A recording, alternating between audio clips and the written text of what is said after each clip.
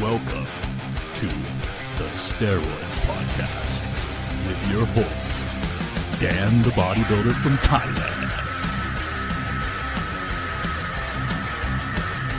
Boom! Boom! Let's get started here. The Steroids Podcast is brought to you by Ultimate Guide to ROIDS, 109-page ebook by Dan the Bodybuilder from Thailand. Now, for the first time in bodybuilding history, you have someone with no corporate interests and no obligation to please anyone, not walking on eggshells to not offend.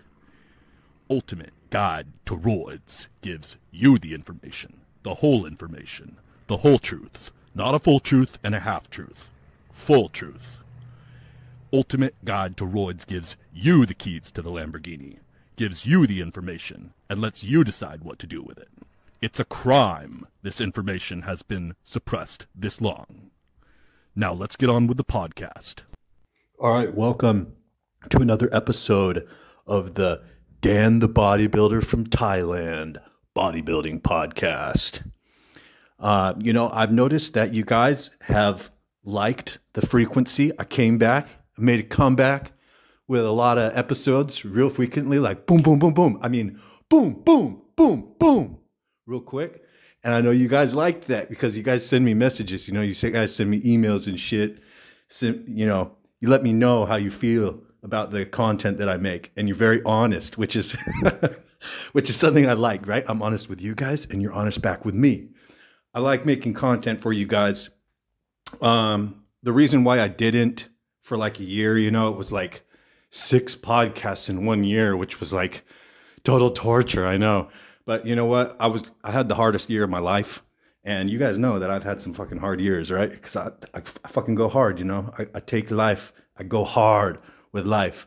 And so, that last year, that was the hardest year of my life. And so unfortunately, I couldn't, be putting out a shitload of content for you guys. But, now I'm back, now I'm good. Everything's good. And, I'm putting out more content for you guys again. So I got some funny ass questions sent for you guys today. I'll just get right into the podcast today. Okay. So first question, Josh asks, okay, so I've posted a story. Okay. Before I get into his question, let me give you the background. Okay. I posted an Instagram story on my Instagram, Bodybuilder in Thailand on Instagram. And the Instagram story was a picture of me looking really freaky, right? It was when I was,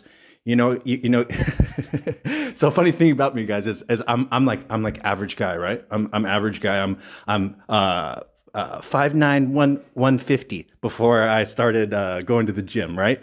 And then I started going to the gym, built muscle up, naturally got up to like 5'9", 180, 5'9", 185, 5'9", 190-ish, but if I was, around like 11% body fat, then it would be more like 175, anyways. So then, I started taking steroids after that, and then, so I went up to 5'9", 255 pounds at similar body fat, like 10% body fat, on steroids. And, so ended up gaining, like 105 pounds of muscle total in my bodybuilding journey. And, very freaky picture I posted, because somebody was asking me about like, have you done it or what cycle were you on or something in this picture? And so I said like, this is what I was on. And then I posted the picture on my story, and it was one of the pictures, that's in Ultimate Guide to ROIDS, 109-page ebook by Dan the Bodybuilder from Thailand. And, it was one of those pictures where I'm like really pumped up, and, I had been, eating oatmeal, whey protein, whole chickens, coconuts, and, like white rice, and then gummy bears, Gatorade, and that's it. That was like my only diet. And I had been on Cebu Island in the Philippines, during that time. And so that was like really fun, and I was like such a, like in freak mode, I remember when I was in the gym at that time, I knew that it was just like, what is this cyborg? So like, it was almost like funny when I'd be walking around in the gym because, everybody would just stop doing what they were doing and just be like, looking over like with their jaws dropped. Like, what is this monstrosity? And I felt that way about myself too. I was scared when I would see myself in the mirror. I'd be like, what the fuck? Like, what the fuck did I do to myself?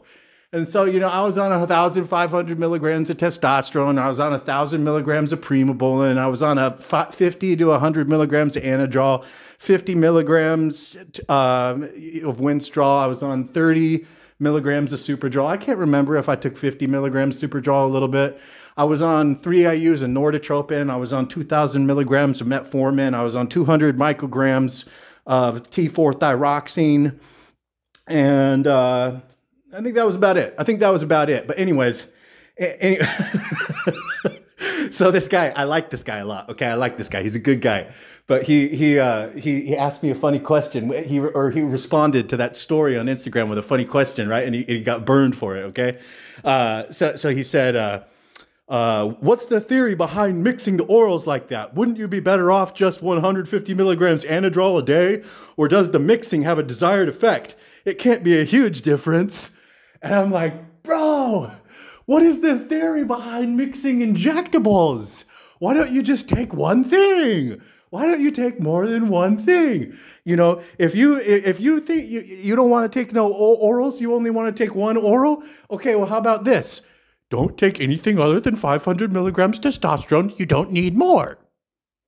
You don't need more than one oral. And you don't need more than 500 milligrams of testosterone. No one does. No one does. No one does. That's all you need. That's all you can have. That's all you can take. No more for you. Forums. Forum mind control. Programmed by the forums. Got to think for yourself, buddy. Got to think for yourself, right? Okay, so, you know, if you want, you know, orals are some of the freakiest things, you know. They're like very, very bad for you. They're one of the things that fucks you up long term from relying on them. And they're one of the things that make you look like an alien, okay? So the golden combination of freak show is superdrol, anadrol, winstrol combined. I made that up, you know. That's my signature oral stack. Dan the bodybuilder from Thailand. Okay? If you want to go full freak show, okay, it's all about insulin sensitizers, okay? Insulin sensitizers like Metformin, like CLA, like berberine, like cinnamon, with dextrose and glucose intra-workout, pre-workout, post-workout, with whey protein, 50 grams pre-workout, 15 minutes. And then your post-workout meal where you eat a half a chicken and you eat 3 cups of rice and you drink a whole coconut. That's for the potassium, okay? I'm not putting this stuff in here for no reason, okay? The potassium helps with the glucose loading, okay? And then you eat all the fucking coconut meat out afterwards, all right? And you do it on Cebu Island in the Philippines. That's how you get fucking freaky out of your mind, all right? Freaky out of your mind, okay? And so yeah, you know what? Mixing orals, it works, okay? It works. And as we'll see, as we go through the rest of this podcast, there's a lot of other people who know that because they're my disciples. The disciples of Dan the bodybuilder from Thailand. And the disciples do pretty well, you know. I mean, they all become freaks if they actually do it. You know, I work with a lot of guys who don't want to do what I tell them to do, which is a little bit bizarre to me, but that's just the way they are. They come to me for advices, but they don't want to do what the advices that I give them. And so then they don't make the big progress, you know, because I'm not saying this stuff to you guys just, to just pull your leg or something.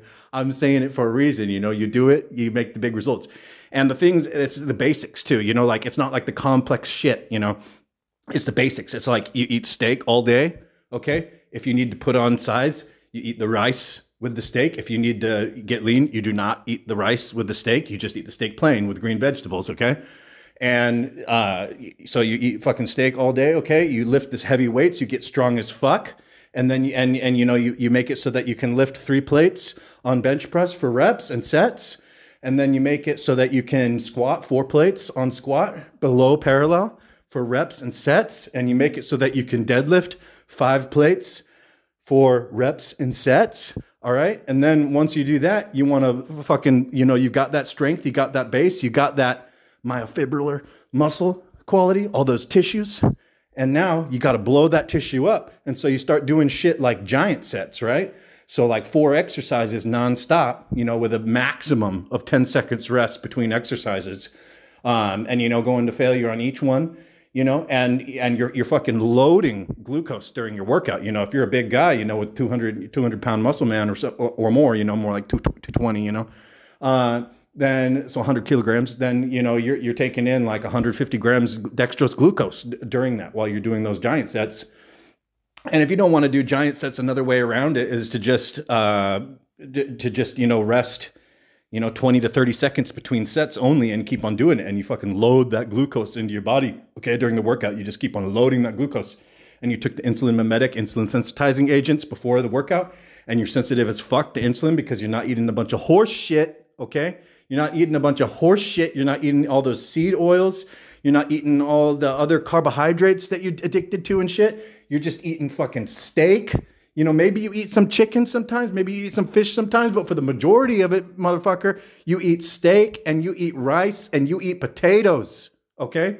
And then this puts you into this fucking carbohydrate, insulin, protein insanity program, okay? And then you load the huge amount of glucose during the workout, the glucose dextrose during the workout. And of course, you don't have any dietary fat in your bloodstream during that time, of course, because the whole purpose is the fucking insulin, okay? Insulin makes you gain weight, okay? Insulin makes you lose weight if you don't have it, okay? If you want to get big, you want to have a lot of insulin on board in your system, okay? Your pancreas naturally creates insulin in response to carbohydrate intake, okay? And so if you want to get lean, you got to take away insulin, because if you go look up lipolysis, okay, fat burning on Wikipedia, what is the first fucking thing it says? You fucking I'm not gonna say anything mean. I'm not gonna say any swear words to you, okay? Okay, if it fits your macros, fuck. But the thing is that the first thing it says is that lipolysis cannot occur until action levels of insulin fall below a certain threshold amount of action levels, okay? Insulin levels have to be below a certain threshold before any fat burning can occur, okay? And then you go, oh, you know what? I'm not even going to go into that because it's too complicated. Maybe you won't understand it, so I'm going to talk about something else instead, okay?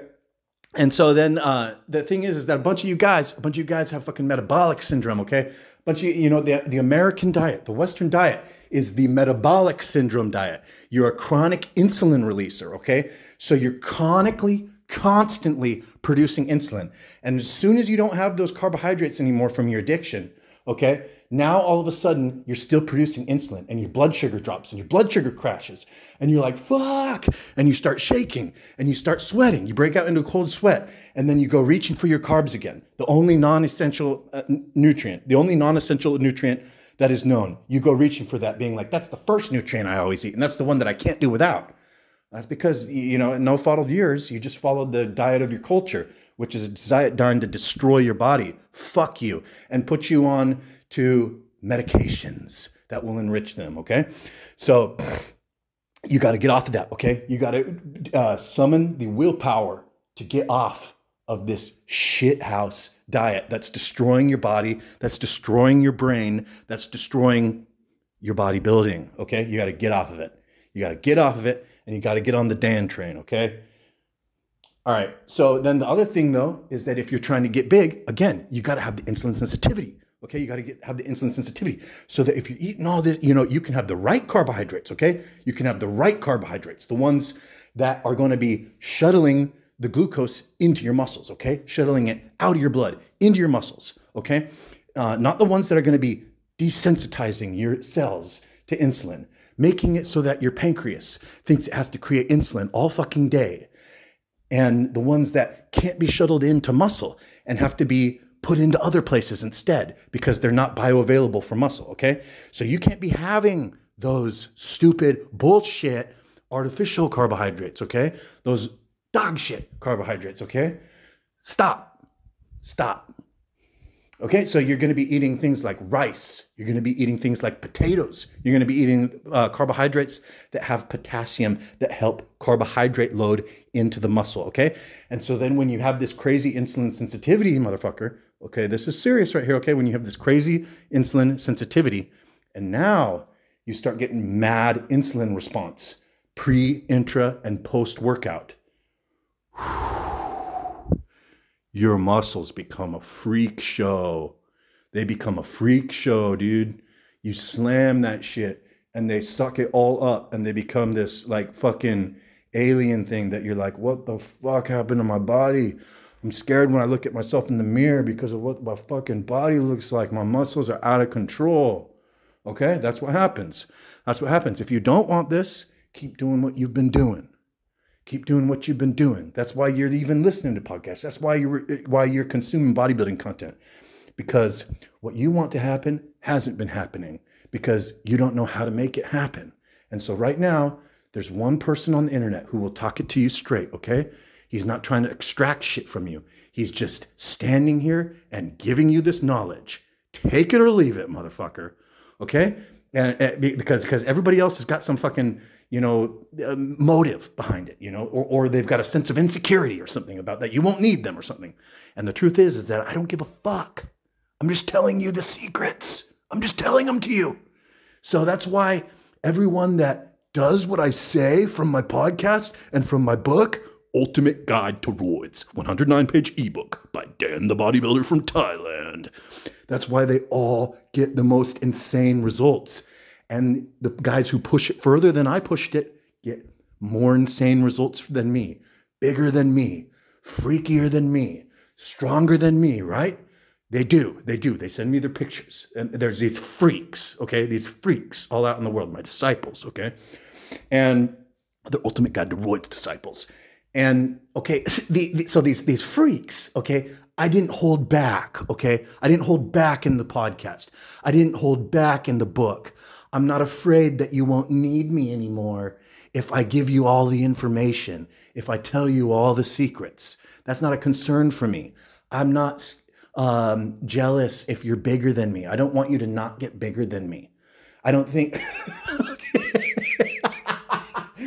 Dude, this industry is such a fucking bullshit, loser, scam, a bunch of idiots, dude. Oh my God, dude. Okay, so I don't like that, okay? I don't like that, and that's why I give it to you, right?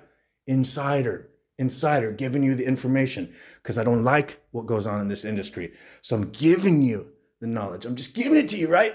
But maybe it's because I don't make you pay for it. Maybe you would value it more if I did hold the secrets back, because you're like, oh, well, he's just telling it to me.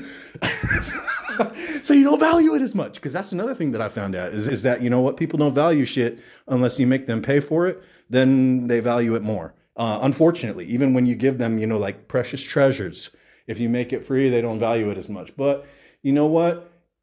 With this thing, I could do that. I could do that with everything. I could like, raise the price of Ultimate Guide to ROIDS from $20 and make it so that, like more people had to like pay more or something to get it. But I don't want to, I want everybody in the third world countries and everything. If you can afford a fucking vial of test, that's, on average, like 3 times as much as fucking Ultimate Guide to ROIDS. So it's like you can fucking shoot yourself in the foot and go fuck around with your stupid little steroids, or you can just fucking go buy Ultimate Guide to ROIDS, So that makes it all you. It makes it all fucking your fault if you're not getting the results that you want, It's on you because you were doing that. Yeah, I put the information out there. So I'm an ideological person, guys. I'm an ideological person. And so the things that are like more important to me is like my ideals and shit like that. I'm not driven by other factors so much as my principal factor that it drives me in my life. It's like my ideals and the way that I believe things should be. And so now you found this podcast and you get to benefit from that. You get to benefit from who I am. All right. So let's get on here. I went off on a little tangent right there. Like I said, I have fun recording the podcast. I have fun, right? And yes, I am in South America. I'm near the South Pole. So, all right, let's get off of that fucking, that was an mixing oral steroids tangent that went completely out of control, didn't it? It went completely out of control. Okay, so the next question is from Matt. He says, just got ultimate guide to roids, literally the best and go to the point source of knowledge the community needs. I should have bought this years ago. Question, Dan. I want to kick up test propionate up to 700 milligrams per week with Tren acetate at 350 milligrams per week. Could I grow and lose fat while eating at maintenance and low carb at these doses? Or would I just be spinning my wheels? Yes, you can grow and lose fat. And let me tell you how, okay? So the principal factor that will tell you whether or not you're recompositioning or not is, are you gaining strength while you are staying the same weight, okay? And you don't even have to say, are you gaining strength specifically? Are you gaining gym performance, okay, while your body weight is staying the same? Are you able to do more sets? Are you able to do more reps with the same amount of weight on the same exercises week to week, month to month, okay? So one way that you could do this, and probably the easiest way to do that to push progressive overload, is to say, hey, you know, let's say for an example, you got 2 plates on the bench press, right? And you did 3 sets of 10 reps, right? With 2 plates. You did 3 sets of 10 reps with 2 plates. So you did 30 total reps with 2 plates on the bench press. Now, the next workout, you add 1 more set. So now you did 4 sets of 10 reps with 2 plates on the bench press. So now you did 40 reps per workout with 2 plates. Now, the next workout, you add another set and you go 5 sets of 10 reps with 2 plates on the bench press. And so now you have made it up to 50 total reps per workout with 2 plates on the bench press. Okay, so you just now moved starting at 3 sets of 10 to 5 sets of 10 with 2 plates on the bench press. You just now moved your tonnage or your workload per workout from 30 reps with that weight on that exercise to 50 reps on that exercise with that weight. And that produced progressive overload, okay? So here's an example of a way that, you know, if you're doing a recomp, that you can understand whether or not you're making progress, okay? If you are staying the same body weight, you're not changing body weight, but that's happening. Gym performance is going up while your body weight doesn't change. You are gaining muscle and you are losing fat, okay? All right, and now let me tell you how to optimize this so that it's gonna work best, okay? So again, here's the diet, okay? It's not beautiful, okay? You know, you probably wake up and you get some oatmeal and you get some whey protein, all right? And then for the rest of the day, unless your caloric needs are different, okay? If you're somebody who has a really hard time gaining weight, then things are going to be different for you. And you're going to have to be doing things, to really maximize your weight gain, or if you're somebody that has a really hard time, maintaining their weight or whatever, right? But for the average guy who, he's basically going to be able to have that first carb meal, right? That first carb meal. And then the rest of the meals for the day are pretty much just going to be like steak, like pound of steak. Meal 2, pound of steak. Meal 3, pound of steak. And then he's going to get to the workout, right? And he's going to be, 1 hour pre-workout. Now he switches over the metabolism, metabolic flexibility, flexing from changing from a fat metabolism over to a carbohydrate metabolism, okay? And so right there, he's going to cut out the dietary fat. He's going to put in the chicken breast or the tilapia, okay? Or the egg whites. And he's going to eat that like 60 to 80 grams of protein or something from that. And he's going to do that with potatoes or rice, okay? And then he's going to get to the workout, okay? And now he's about let's say 15, actually one more thing. During that 1 hour pre-workout meal, he's also going to take the insulin sensitizing agents, right? At that time, that's where he takes the CLA, that's where he takes the cinnamon, that's where he takes the metformin, that's where he takes the berberine, okay? And then he gets to 15 minutes before the workout. Now the 50 grams of whey protein comes in. Now the 5 grams of creatine comes in, okay? And then another thing that comes in right at that moment is probably 100 grams of glucose from the Horrible Bears, right? Now he gets into the workout, okay? He gets into the workout, and this is where, we get explosive now, okay? And we slam 150 grams dextrose or glucose in the workout, okay? In the workout, sipping on the drink during the workout, okay? Now he finishes the workout, and now the next meal, again, is going to be a carbohydrate, no fat with protein meal. So it's going to be another thing. It's going to be like, you know, a pound of chicken or a half a pound of chicken, okay? And it's going to be white rice, or it's going to be potatoes, okay? And again, this is going to be another one where it's like you eat quite a lot of these things, okay? And then for the rest of the day, you don't need that anymore, man. You're not needing any more high octane fuel. And you don't want to be having this insulin mess all over your body, okay? The insulin and the high octane fuel, the carbohydrates, the glucose, etc., were used for a specific purpose. They were used to maximize the workout, okay?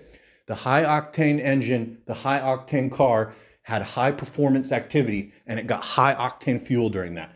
Now it's on the cool down for the rest of the day, and you're going back to these meals that are like a pound of steak, 10 eggs, half a chicken, pound of steak.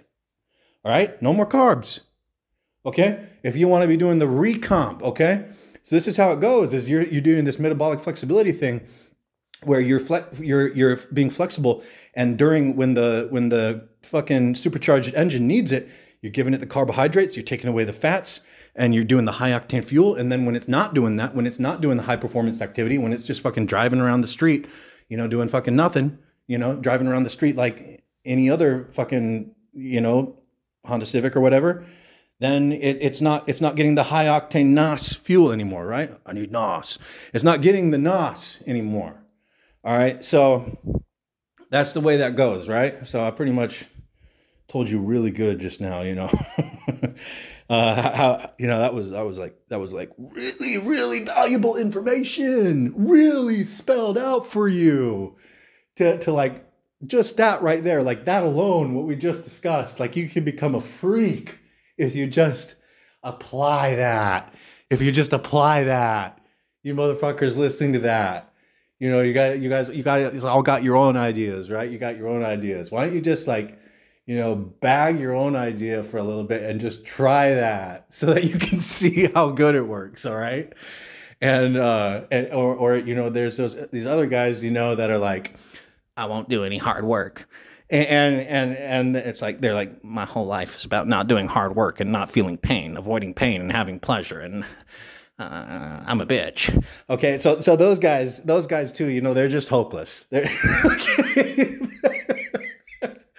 just hopeless, man. So, you know, I feel sorry for you guys. You know what? I hope someday you will find it in yourself to be stronger, to be mentally stronger. Okay. All right. Next question. You know, I'm rooting for you. I'm rooting for you, bro. I'm rooting for you to be mentally stronger. All right. Next question. Rob asks, lowest daily Tren dose for Tren, say 20 milligrams per day. Yeah. I mean, 20 milligrams per day will work really good, and that won't have like major mental side effects or anything. Like, I mean, but running that, like if you're running, so say for example, you're doing like 750 test or 1,000 tests, 600 deca with that, or, you know, a gram of equipoise with that. And then you're running, you know, 20 milligrams trenbolone acetate every day underneath that bigger cycle, you know, that's going to work really good. You know, that'll really like blow the cycle open, putting just the 20 milligrams of Tren every day underneath that.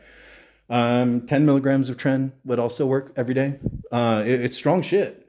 And these dosages, like 150 milligrams per week or lower, don't tend to have, you know, like really bad mental side effects and stuff. I mean, it's a lot more mild at those lower dosages. Okay.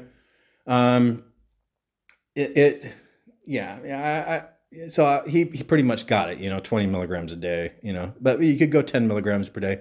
And then, like I said, Tren is not this thing that you should be relying on. Again, you know, the whole thing about like, oh yeah, like, you know, just take all this Tren and you know, take low stuff of the other stuff. That's the opposite. That's the opposite. Okay. That's the moron way to use it. Okay. That's the way where you get a heart attack and you get a stroke and you have cardiovascular disease and you die when you're 40, okay?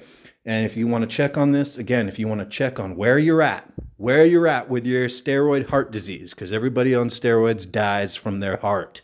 All right. So if you want to check on it and see where you're at, then go get a cardiac calcium scoring scan and go get an echocardiogram stress test. Okay. Then you can know where you're at, what you've done so far. All right. So and so one final thought on that is that if you want to be the guy who's blasting all the Tren and dying when he's 40, that is so stupid. Why don't you do it this other way where you use a tiny bit if you got to use the Tren, why don't you do it this other way that works really good, where you use like the high test, you can use the high deca, you can use the high equipoise, you can use the high primobolan, you can use a good dose of masteron, but then you use the tiny bit of Tren underneath that blows the whole cycle open, and you look like a total freak. You perform like a total freak. You're strong as fuck. Your gym aggression is insane. And you probably fucking saved 15, 20 years on your fucking life. You know? This is for informational purposes only. This is not advice. All right. Nick asks, question for the podcast. Want to do a short cycle just towards the end of the summer just to keep all my muscle at the end of this long cut I'm doing, and also get cosmetic effects, keep my muscle, be full and freaky looking. Only 2 goals. Cutting natty really sucks towards the end. What would be the best stack for achieving this while using a low dose of testo as the only injectable compound? Okay, so this guy's natural. I looked at his picture. He sent a picture. And so the thing, you're in luck, and the thing is that to keep muscle on your body, high doses of steroids are not necessary. To grow muscle, especially for the first time when you've never grown it before, higher doses of steroids are necessary. But steroids work way better at keeping muscle on the body and preventing it from being lost than they do at building muscle, okay? Which is why, like for example, in the hospital, they can put people on, 20 milligrams of Anavar, and then they're in a coma with their body with 3rd-degree burns for like 2 or 3 months, and they don't fucking move an inch, and you can keep, like 70-80% of their muscle mass just from doing that. Okay. So that's kind of what works for you too, man. It's like, if you want to use some testosterone, you can use like 250 milligrams of testosterone, and you can take like, 20 milligrams of Anavar or 20 milligrams of winstrol, or, if you want to be more freaky, you can take, D-ball 10 milligrams twice a day, like breakfast and dinner. And doing that, you can really get, you're not going to lose your muscle, like especially when you're natural right now. I think you'll probably gain muscle doing that, even though you're cutting and everything. And you'll get a cosmetic effect from it. But again, like even for guys that are big, man, it's like you're not going to lose a lot of muscle on 500 milligrams of testosterone, if any, man. Cutting, it's like, cutting and like raising your steroid dosages up really high. That's not the way. That's not the way. 500 milligrams of test and then like some primobolan or, some Anavar or some winstrol, one of these really high nitrogen steroids to like lock in the nitrogen so that you're in a positive nitrogen balance or at equilibrium of the nitrogen balance. You're not losing nitrogen, which is the tissue. Okay, yeah, you're going to get flat while you're cutting. No shit. That's what cutting is. You get flat because you don't have the extra fuel in your muscles, okay? Like, okay, like is your muscle dysmorphia that bad that you can't even like get flat, and like not have like these totally drugged out looking muscles for like a few months, right? Right. It's just ridiculous. It's just ridiculous. So, you don't need to be taking all these steroids. Don't be thinking the steroids are going to be burning a bunch of fat and like relying on the steroids for burning a bunch of fat, because they really fucking suck at that. Okay. It's like we talked about at the beginning of this podcast episode. Okay. You're eating your steak, you're eating your ground beef, right? And before you were eating a lot of potatoes and you were eating a lot of rice. Now you take most of that out. And you know what? You probably want to have good workout performance though. So you're probably still, if you're a big guy, like 220 pounds or something, you're probably still having your 150 grams of dextrose glucose intra workout, right? But other than that, you're not really having carbs. You're just eating your steak, bro. You're just eating your ground beef, bro. And you're eating your green vegetables, all right? And then when you want to grow again, when you want to get freaky, when you want to reanimate the muscle, because yeah, it got flat, but the tissue didn't go away, okay? You didn't have nitrogen loss. That means tissue loss. That's the thing that matters. And you can reanimate the muscle again by just fucking now pounding the glucose and the dextrose pre, intra, post workout. And you got all this insulin sensitivity from your diet where you took away the carbohydrates and you got this mad insulin sensitivity. And now you can just go total freak show, motherfucker. Okay? There's a system here. There's a system here. And once you understand the body, then the system freaking works. Okay? And it's like a robot or like a computer. Like you mess with these variables, and when you have them consistent, it's like you know, that's some of the funny things sometimes too, is that like I'll see, you know, people like not making progress, and I'm like, well, if you just give me control, like I know that I can change that right now. Like because I'm like, well, it's not rocket science. Okay? It's just the fact that you're not willing to do it. Okay. You know, I've seen enough hundreds bodies, thousands bodies, you know, responding to bodybuilding, you know, using these methods. I know what happens when these methods are applied. Okay. So it just is what it is. Next question. Okay. Tyler asks, Tyler asks, is having estrogen side effects or prolactin side effects, if they're not having those, is it still important to get blood work done mid-cycle, or is it okay to finish off the cycle without getting blood done? Well, I think that getting blood work done is such a personal decision. So this is another one of these like kind of funny questions that's like, is it okay what I'm doing? Please tell me that what I'm doing is okay. And it's like, well, bro, like, it's up to you. Like, how much risk do you want to take? You know, like, generally on cycle, your blood work's not going to look so good. Okay. But like before your cycle, after your cycle, it's going to look better, right? It's going to look a lot better. It's probably, you know, if you go off cycle for a month, you stop taking everything for a month after you finish your cycle, chances are everything's going to look perfect on your blood work. Okay. And so if you want to, you know, check and see, you know, in the middle of your cycle, what your blood work looks like and make sure there's not a problem, who is anyone to say, don't do that? You know, if that's what you feel inclined to do, you know, that seems like a responsible thing to do. But you kind of already know, you know, what's going to be happening. And if you're having a problem, you know, like, you know, you can kind of tell, you know, when someone's not healthy. So you can kind of look at yourself, look at your eyeballs, look at your skin, look at your head, look at the color of your body. And you can kind of know, you know, if there's a problem, or if you have some kind of worry. If you all of a sudden your shit turns bright yellow or something like that, you're like, fuck, well, you know, maybe I got a liver problem. Well, go get a fucking test, you know? But this is one of those things where it's like, this is a very dangerous hobby. This is a very dangerous game to be playing, very dangerous hobby. You're taking dangerous drugs. And, you know, there's major risk with what you are doing, with the activity that you've decided to pursue, bodybuilding. And, so, you know, you got to figure out what kind of, you know, how much risk you're comfortable taking, and then, you know, how much mitigation factors, how much careful factors you want to take. So something like, how often should I get blood work? You know what? As often as you feel like you need to, bro. You know, and a good minimum amount of doing that would be like, you know, get it done, you know, don't not get it done less than twice a year, right?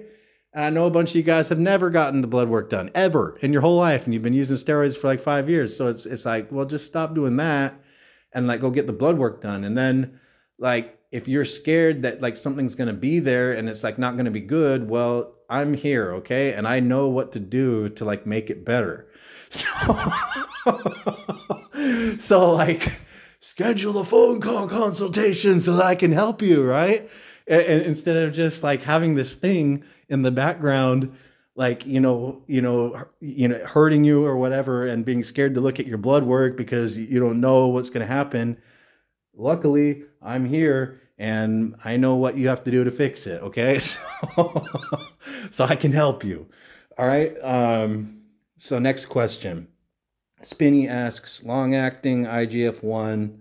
Okay, here's the thing, okay, is that injecting straight IGF-1 rather than injecting growth hormone is pretty dangerous, okay? Because, yeah, growth hormone does make like a systemic increase in IGF-1 levels, but it also makes a local increase in IGF-1 muscles. And the part of the IGF-1 that really stimulates like the satellite cell muscle growth, where you're getting more myonuclei in the muscles, where your muscles are permanently different, you know, even after you've stopped taking growth hormone, even if you've stopped taking steroids, is because of the intramuscular manufacture of IGF-1. Every cell in your body has the ability to manufacture IGF-1, but the liver manufactures a systemic form of IGF-1 that goes into your bloodstream. The localized manufacture of IGF-1 inside the cells, like inside of muscle cells, for example, is just localized, and it's not measured in a systemic amount. So if you have enhanced IGF-1 production inside your muscle cells with localized IGF-1 production, well, that's not going to show up on a blood test and show up with like an IGF-1 level. It's only localized inside the cell. So taking a growth hormone injection increases that amount of localized IGF-1 production inside the muscle cell, okay? But then the growth hormone injection also makes the liver increase systemic IGF-1 levels, okay? So, but you have this kind of barrier right here where you're injecting growth hormone, but IGF-1, this thing that says grow, to things that it attaches to on your body. It just delivers a message that says grow, is being mediated by your liver producing it, okay? But now you break that barrier when you start injecting straight up IGF-1, okay? So like IGF-1 LR3, IGF-1 DES, whatever, right? Okay, so now you don't have that protection anymore of your body limiting or having the ability to limit the amount of systemic IGF-1 you have. And instead, you're just injecting the shit into your body that says grow. And so whatever it comes into contact with, you give it this message that says grow. Okay, so that's one reason why it's like, well, you wouldn't want to take that except for like immediately post-workout, you know, when you have muscle damage, because, well, if you don't have damaged tissue for it to attach to, for one thing, it's like, well, what is it going to transmit its message to? And it's like, well, fucking whatever it comes into contact with, man. And so, you know, you get stuff with like horror stories about, you know, like parts of people's bodies growing and stuff. And, you know, you see some pros, you know, with like weird shaped heads, you know, one eye socket bigger than the other, you know, and weird shit, really long tongue, you know, weird looking hands, weird looking feet, weird looking spinal erector muscles, you know, whatever, you know. And it's like, well, what the fuck happened there? And it's like, well, you know, unrestricted growth messages being injected into their body, and they didn't have that safety measure, you know, somewhat of a safety mechanism of having a fucking, you know, liver mediating how much IGF-1, you know, from injecting growth hormone. They went above and beyond that and just started injecting this freaking growth message, right? And maybe if they're not doing like only post-workout too, it's like they're doing it other times of the day. It's like they don't even have a damaged tissue to like attract the IGF-1 to like go and tell that area to have like satellite cells fuse and stuff and create new cells, more nuclei, and that's plus. So they're just doing it like to their whole body. And then you're like, why was this guy's heart 3 times the size that it was supposed to be? And why was his liver 5 times the way it was supposed to be? When you look at their autopsy and you're like, well, this motherfucker was using a lot of IGF-1. All right, and he probably wasn't only doing it post-workout either. He was doing it like all the time, okay? And he was probably using a lot of insulin too, which also makes your IGF-1 go nuts. And he was probably using also a lot of growth hormone, which also increases your systemic IGF-1. So you got this huge storm of growing stuff, okay? Growing stuff in your body. You guys have to like think about what you're doing, man. You got to know what you're doing, okay? You got to know what you're doing. You got to know what these chemicals do, and you got to think. Or else it's a fucking mess, man. It's a disaster. It's a disaster. When you're doing this stuff to your heart and shit, dude, the worst feeling as a bodybuilder is when you think you have a heart problem, okay? Or you go to the doctor and you find out, my heart's messed up. Game over. Game over, man. That sucks. You got to be careful, dude. You got to be careful, okay?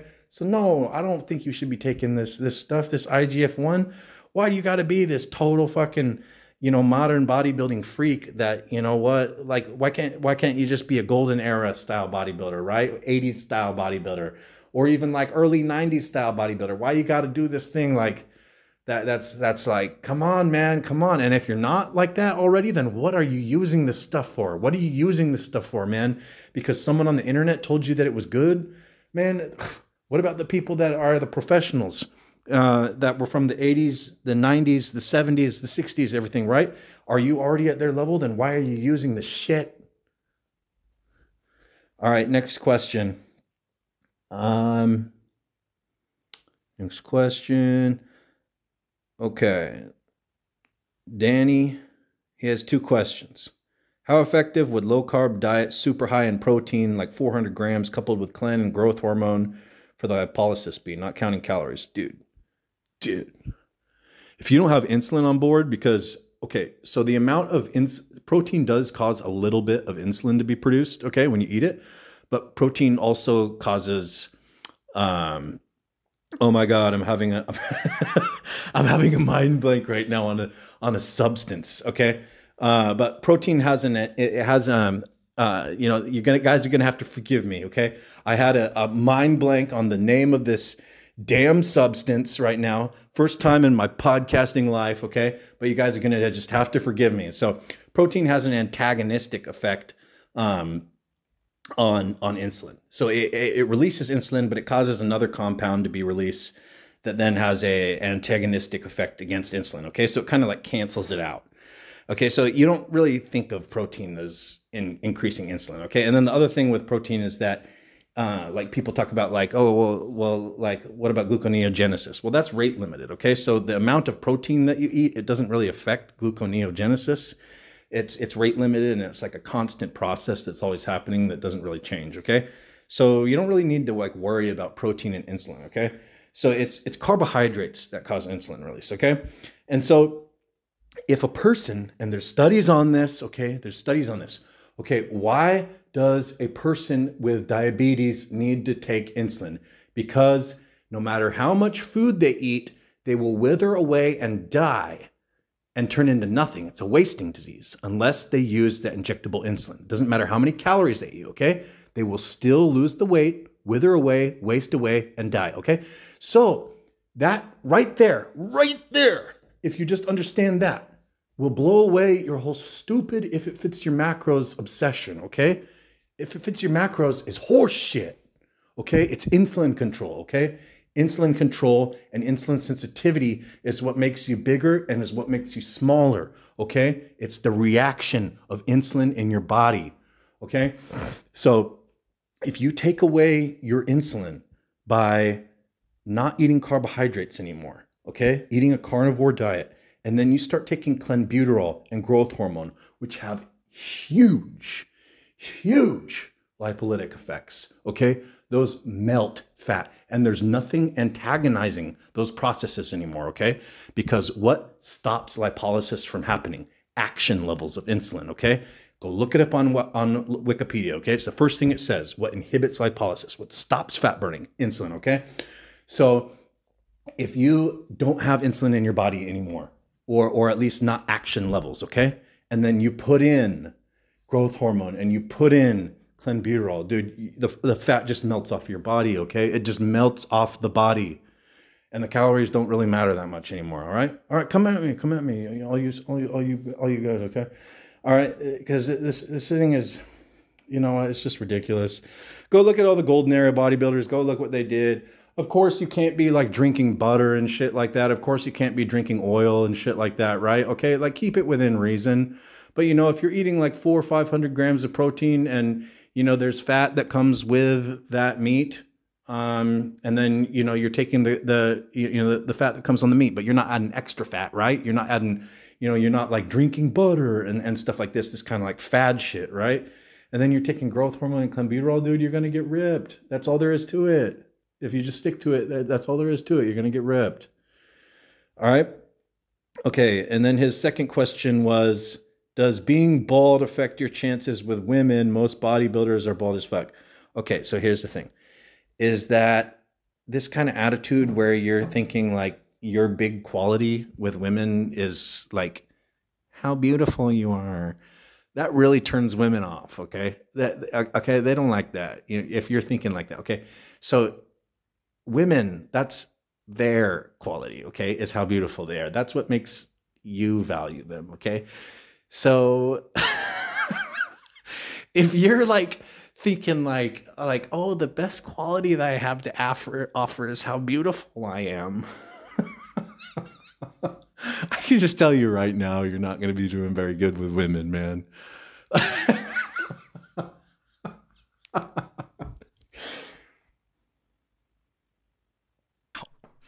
All right. So that's going to be the last question for the podcast today. It's fun talking to you guys, and I'll be coming up with another episode for you guys real soon here. So make sure to go pick up Ultimate Guide to Roids, 109-page ebook by Dan the Bodybuilder from Thailand. If you just go to bodybuilderinthailand.com, it's I think it's the first article on the homepage where you can check it out and read like 20 pages. It's definitely worth it. It's my best content. If you like the podcast, the book will blow you away.